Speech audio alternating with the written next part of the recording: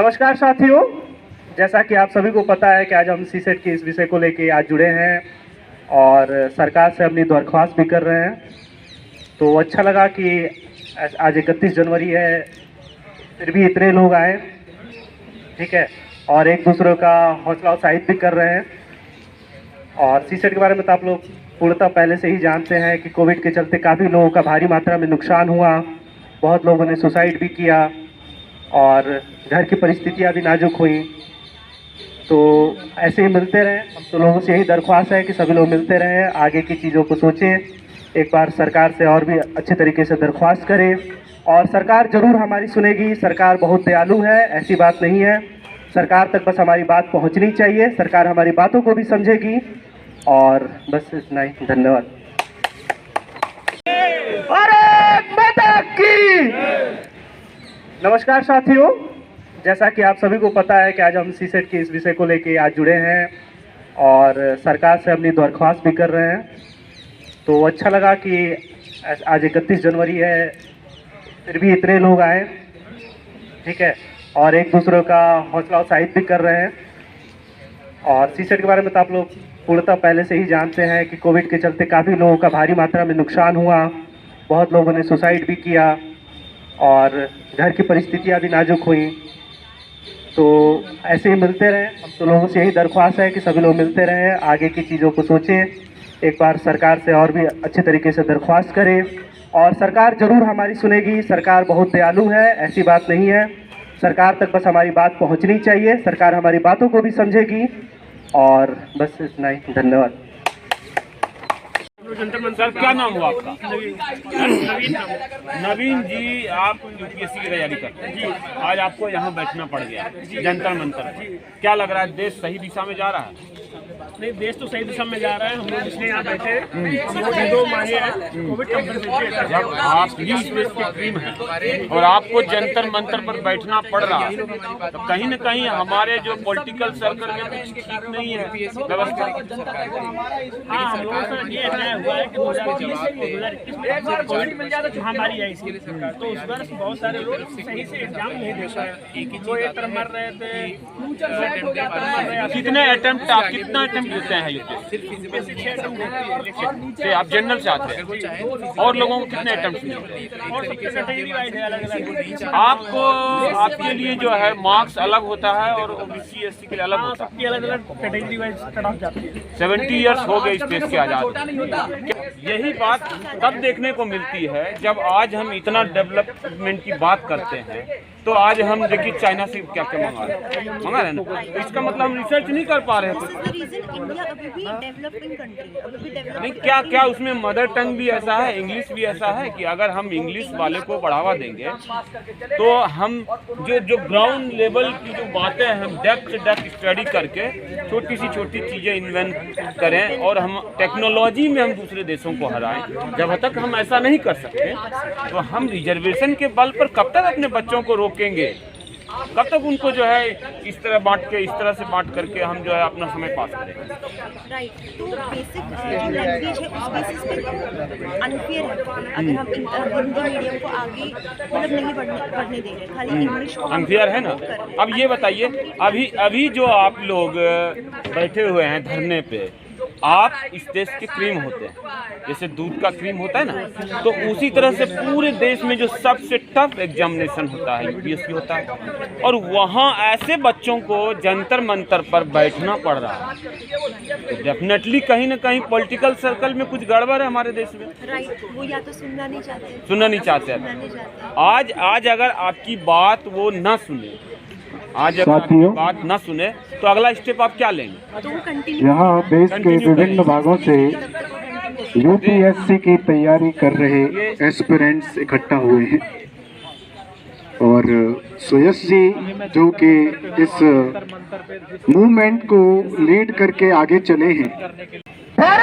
हाँ, निश्चित तौर पे वो अभी जो राम मंदिर को लेकर के आप कह रहे हैं तो वो चल रहा है उनका कार्यक्रम, वो भी एजेंडा में है, वो करें वो अपना काम। हम ये नहीं कह रहे कि, लेकिन हमारे काम को करने के लिए कोई अलग से बहुत तगड़ी मीटिंग करने की जरूरत नहीं है।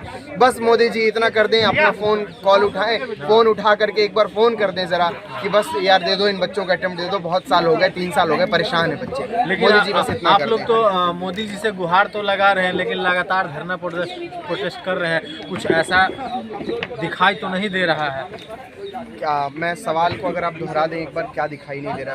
मैं कह रहा हूँ लगातार आप तो प्रदर्शन कर रहे हैं, प्रोटेस्ट एज रिलैक्सेशन की तो मांग कर रहे हैं, लेकिन मिल तो नहीं रहा है ना। हाँ सर, मिलना ना मिलना, आप एक बात बताइए ना, हम लोगों ने जाने कितने वर्षों तक जो है सो आज़ादी की लड़ाई लड़ी। अगर यही सोच करके बैठ जाते कि यार आज़ादी मिल तो नहीं रही है ना, तो फिर क्या लड़ाई को रोक दें? तो लड़ाई तो हमारी जारी रहेगी, अटेम्प्ट मिलेगा हमें पूरा विश्वास है। बस कमी सिर्फ एक जगह आ रही है, वो भी हमें पता है, आदरणीय प्रधानमंत्री श्री नरेंद्र मोदी जी तक हमारी बात नहीं पहुंच पा रही है। एक बार अगर बात पहुंच गई, मुझे पता है वो बहुत दयालु हैं, मुझे पता है जो साथी खड़े हुए हैं वो आगे आके और हमें बैठ जाए। सरकार 9 साल में सेमी सर्कल में बैठ जाए। सरकार 9 साल में 7 लाख नौकरियां दी है, सबको नौकरी देना संभव नहीं है। सर मैं ये नहीं कह रहा हूँ हम नौकरी मांगने के लिए नहीं बैठे। जिन साथियों को कुर्सी मिल चुकी है वो कुर्सी पर बैठे रहे, जो नहीं कुर्सी पर बैठे हुए हैं वो सामने आके दिया जाए, हमें परीक्षा दिया जाए। नौकरी तभी मिलेगी ना जब हमें वो काबिलियत होगी, काबिलियत नहीं होगी तो हम नौकरी की लाइन से बाहर हो जाएंगे। ऑब्वियसली जितनी वैकेंसीज निकलेंगी उतने ही बच्चों को नौकरी दी जाएगी।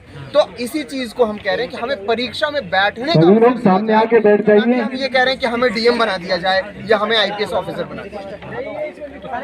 क्या लग रहा है, आप लोग लगातार धरना तो कर रहे हैं, लेकिन इसका असर कुछ नहीं है, खबर कुछ नहीं है। मैन हिस्ट्री की मीडिया ने कभी आपका कवर कर रही है? नहीं सर, बीच में जो एबीपी न्यूज़ है उन्होंने हमारा मीडिया कवर किया, इन्फॉर्मेशन न्यूज़ को कवर किया था। इसके अलावा ललन टॉप ने भी हमारे न्यूज़ को कवर किया था। आप जैसे न्यूज़ चैनल जो भी लोग अपने विचार रखना चाहते हैं, आपका स्वागत है। मुझे लगता है कि ये मंच आपका है, ये लड़ाई आपकी है। हमारा स्तर भी, जो भी लोग हम ऐसे बहुत बड़े लोग नहीं है ना सर कि हम सीधे बुला लेंगे। अब बहुत और जो लोग भी पीछे खड़े हैं ना तो हमारे पास क्षमता है, ना हमारी उतनी जान पहचान है, ना हमें उतनी ताकत है, लेकिन हम अपने स्तर पे जितना प्रयास कर सकते हैं हम पूरी ईमानदारी से श्रद्धा के साथ कर रहे हैं। और मुझे लगता है कि उसका असर भी पड़ रहा है, क्योंकि सरकार में ही कुछ स्तर तक हम पहुंचे हैं बातचीत करने के लिए। हमारी बातचीत हुई भी है, जो लोकसभा स्पीकर हैं श्री ओम बिरला जी, उनसे भी हमारी मुलाकात हुई थी, तो उस चैनल पे बातचीत चल रही है। अच्छा, आपको ये कैसे पता चला है कि आपकी खबरें दिखाने के लिए पावर की जरूरत है, पहचान की जरूरत है? खबर है, हम लोगों की खबर है, मीडिया का जस्टिस ही हुई है, काम ही हुई है, ड्यूटी हुई है। सर वो बात ठीक है, अगर ऐसा ही होता तो अभी तक मुझे लगता है कि हम लोगों ने पिछले 3 वर्षों में 38 से ऊपर प्रोटेस्ट कर लिए हैं, बट मेन स्ट्रीम मीडिया की खबर तो नहीं बन पाई ना। तो अब इसमें कहाँ खामी है, कहाँ समस्या है, मुझे लगता है मुझे बताने की जरूरत नहीं है। और जो आप क्या दिक्कत क्या है, क्यों नहीं आपकी मैन हिस्ट्री की मीडिया खबर को कवर कर रही है? सर मेन स्ट्रीम की मीडिया को मुझे लगता है आज की तारीख में थोड़ा तड़का चाहिए, थोड़ा मसाला चाहिए। शायद हमारे पास वो तड़का नहीं है, शायद हमारे पास वो मसाला नहीं है। अगर हम तड़का नहीं दे सकते, हम मसाला नहीं दे सकते हैं, तो ऑब्वियसली आज की डेट में हम खबर नहीं है। बट क्या हम तड़का नहीं दे सकते, मसाला नहीं दे सकते तो हमारी पास समस्या नहीं है? क्या हमारे साथ इनजस्टिस नहीं हुआ है? क्या हमारे साथ अन्याय नहीं हुआ है? क्या हमें अटेम्प्ट की जरूरत नहीं है? क्या हमें एज रिलैक्सेशन की जरूरत नहीं है? क्या यूपीएससी के मनमानी को कंट्रोल करने की जरूरत नहीं है, कॉम्बैट करने की जरूरत नहीं है? तो ये सारी चीजें हैं, इसको जो भी लोग व्यूअर्स देख रहे हैं आपके अपने आप समझ सकते हैं। क्या लग रहा है आप लोग को, कब तक आप लोग प्रोटेस्ट करते रहिएगा सरकार?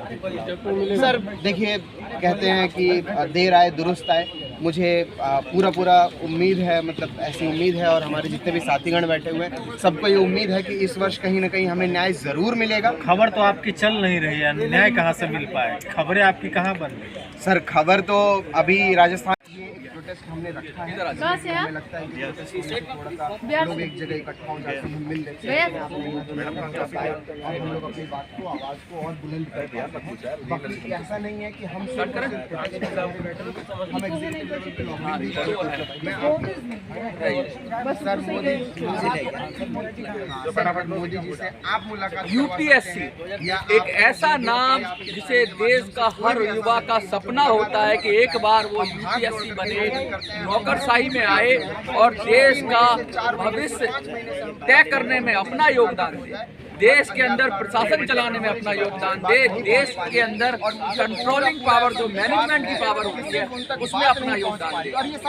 उस यूपीएससी के अंदर रिफॉर्म की बात की जा रही है और कह रहे हैं कि सीसेट में रिफॉर्म हो, यूपीएससी में रिफॉर्म हो। कुछ स्टूडेंट्स हैं जो आए हुए हैं जंतर मंतर पे, और या फिर ये मैं कहूँगा कि जो प्रतिभागी हैं वो आए हुए हैं जंतर मंतर पे और लगातार ये अपनी मांग उठाते रहे हैं। अटेम्प्ट की बात तो हमने बहुत की, आज रिफॉर्म पे बात करेंगे और आज हम बात करेंगे किस तरीके से नौकरशाही के अंदर जो लोग जाते हैं, अच्छे खासे लोग जाते हैं, बड़ी उम्मीद से जाते हैं, लेकिन नौकरशाही के अंदर मिलता क्या है, नौकरशाही के अंदर क्यों लालायित हैं लोग जाने के लिए, इन सब बातों पे बात करेंगे और रिफॉर्म की बात करेंगे। क्या नाम है आपका? इसमें बहुत सारी टेक्निकलिटीज है। अगर आप मुझे पता है थोड़ा नाम चेंज होता है, लेकिन अंग्रेजों का बनाए हुए एक सिस्टम था जिसमें टैक्स कलेक्शन ऑफिसर की तैयारी में लगे हुए क्या करता था, जो हिंदुस्तान के शोषण के लिए यूपीएससी एक्सपीरियंस है और वो व्यवस्था चली आई, लेकिन चेंज आज वही डीएन का जो काम होता है सबको कंट्रोल करना यहाँ पर आए हुए हैं और सरकार के लिए काम करना, सरकार के आज नहीं पिछले राष्ट्रपति के आदेश पे काम करना। तो इतनी सारी चीजें हैं, तो आपका सपना क्यों है कि यूपीएससी में जाऊं?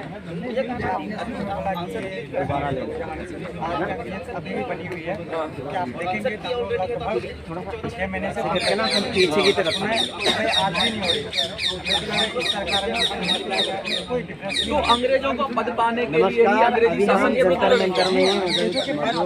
अंग्रेजों का ही बनाया हुआ सिस्टम है। जंतर मंतर में जो है और यहाँ पर जो है ये आ रहा हूँ। नमस्कार, अभी हम मौजूद हैं करते जो करते हैं उनको 6 महीने में ट्रांसफर हो जाता है, उनको एक जगह टिकट देते हैं, झोला टांग के तैयार रहो। और इस समय पूरे देश और कितने हैं नए साल की तैयारी में लगे हुए हैं, लेकिन खासकर जो यूपीएससी एक्सपीरियंस है जो दिल्ली में तैयारी करने आते हैं, ये लोग आज के दिन भी धरना प्रदर्शन कर रहे हैं। आज धरने पे बैठना पड़ रहा है, क्या हुआ है? सर सबसे पहले तो निश्चित तौर पे मैं ये कहना चाहूँगा कि हम सिविल सेवक बनना चाहते हैं और मैं यहाँ पे एक चीज़ कहना चाहूँगा कि हम देश का भविष्य नहीं तय करेंगे, हम देश में अच्छा समाज कैसे स्थापित हो सकता है, समाज का विकास कैसे स्थापित किया जा सकता है, उसमें एक सहयोगिता होगी, हमारी सहभागिता दुनिया में सबसे टफ कंपटीशन, भारत ही नहीं दुनिया में सबसे टफ कंपटीशन जो है यूपीएससी को माना जाता है।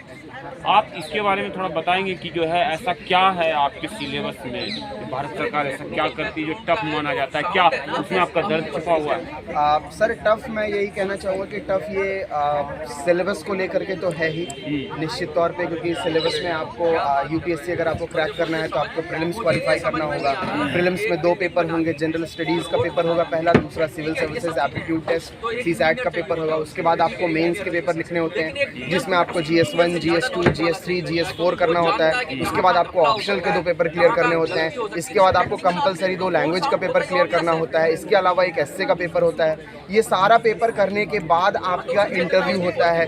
इंटरव्यू के बाद जब मेंस और इंटरव्यू के मार्क्स को ऐड ऑन किया जाता है तब जो मेरिट लिस्ट बन के आती है उसमें जो बच्चे सेलेक्ट होते हैं वही फाइनली सेलेक्टेड माने जाते हैं। तो है तो टफ। अब इसके बाद जो है ज़्यादा ध्यान रखना चाहिए आप लोगों का। लेकिन अभी कोई स्टूडेंट कह रहा था कि 2020 में जब एपेंडिक्स चल रहा था, जो है देश में कोरोना काल चल रहा था, उस समय आपके साथ कुछ गलत हुआ आप लोगों के साथ, वो क्या मसला है? सर देखिए, जब 2020 में पैंडेमिक चल रहा था उस समय पे मैं आपको बस 2 उदाहरण देता हूँ, आप उस उदाहरण के थ्रू समझिएगा। मेरी जानकारी में एक मेरी मित्र कह लीजिए या मेरे से सीनियर कह लीजिए, वो हैं, वो उस समय पे प्रेग्नेंट थी और ड्यूरिंग प्रेगनेंसी उनको कोरोना हो जाता है। जब कोरोना हो जाता है तो उनके जो बच्चे थे वो ट्विंस थे पेट में उनके, और वो दोनों बच्चे सबसे पहली बात तो मतलब डेड बच्चे उनको मतलब कि पैदा होते हैं, वो बच्चे जीवित पैदा नहीं होते हैं। और दोनों बच्चे इस स्थिति में पैदा होते हैं जैसे उनकी बॉडी पूरी जल गई हो अंदर से जब वो बाहर आते हैं अपने माँ के गर्भ से।